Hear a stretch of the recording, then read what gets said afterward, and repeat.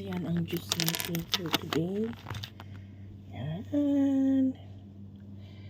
So, lagay na natin sa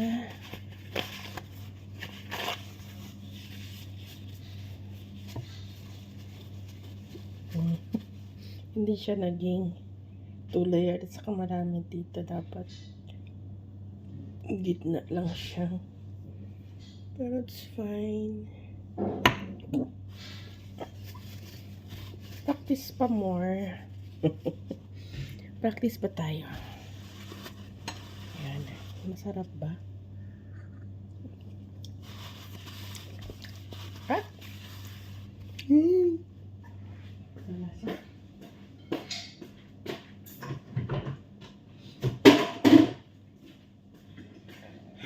Dapat mapagitna siya. Kasi yung lasa mabalance at mamix. So, hindi natin napagitna. Ayan. Process natin ngayon. Process. Ref lang. So, gawa naman tayo ng ibang juice. This is the juice for today, guys.